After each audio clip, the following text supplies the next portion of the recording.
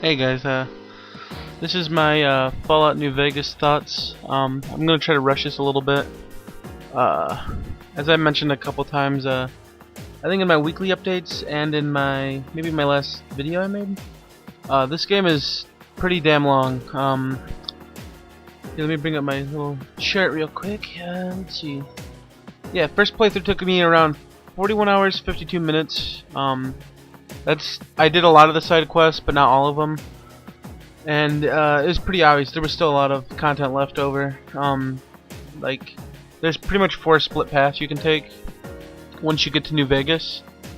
Ideally, they're the same quests, really, though. Like, pretty much you pick whichever faction you want to join up. Either Mr. House, Yes Man, the NCR, or Kaiser, or Caesar. I don't know, however you say his name, but yeah, so once you pick that faction, you have these mini groups called, what are they called? Were they clans? Maybe not clans, they were, tribes, yeah, there was tribes. Which are like the smaller gangs, like the Kings and the Chairmen, stuff like that. And pretty much those assist your bigger groups. And pretty much your whole goal is, it depends, like, let's say you're playing as Kaiser. Pretty much his goal is to take out Mr. House and pretty much the other factions, and then go dominate the dam against the NCR. And pretty much everyone's whole goal is to get to the dam. Usually you ask the smaller groups to join you, or your goal is to destroy those tribes or whatever. It's kind of interesting, but I really hate playing the same quest 4 times to get all the achievements. Well, not all the achievements, but the majority of the achievements.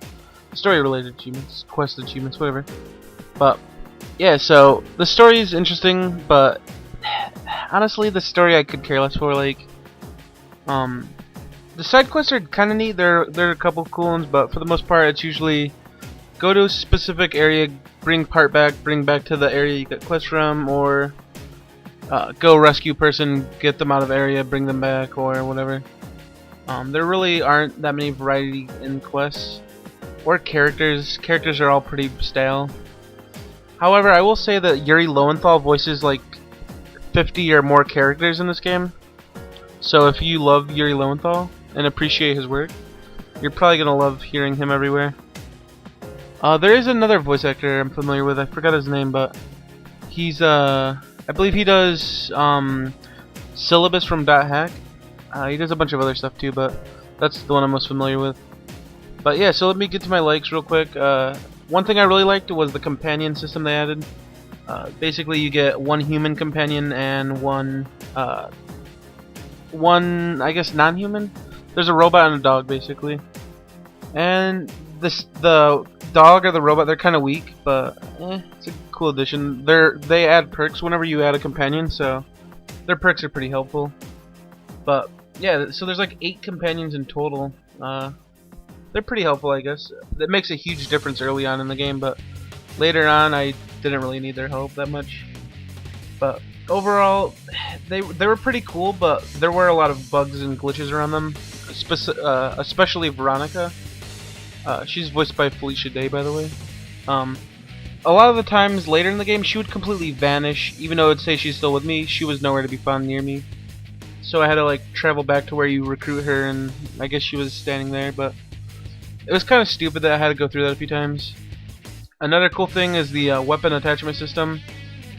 There really weren't that many attachments. Like, some guns would only have 1 or 2, but like some of the bigger guns, like the laser rifle and plasma rifle, would have like 3. And I didn't really notice a difference.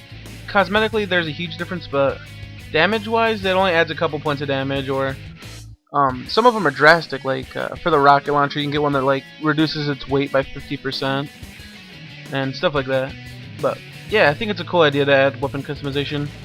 On a side note, the reloader tables and the workbenches, kind of pointless. Like, you can build stuff if you have a high enough level, but I didn't really use it. I got a bunch of ammo back, but I didn't really create anything new.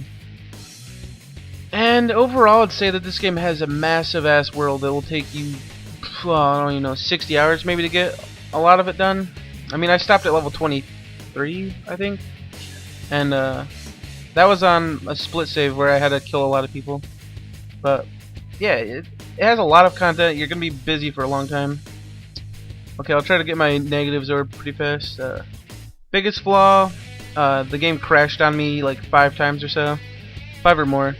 And one thing I noticed is the more you play this game, like the more you have it in there. Like let's say you play for 30 minutes. The load times aren't gonna be that long. They're gonna be pretty fast. But the more you play it, I'd be playing for like 3 hours, and some of the load times would be like a minute, 2 minutes long, and that's just way too long for me. So I would usually restart my Xbox, and then somehow it would make the loading times a lot better. So crashing, big ass flaw. I hate it.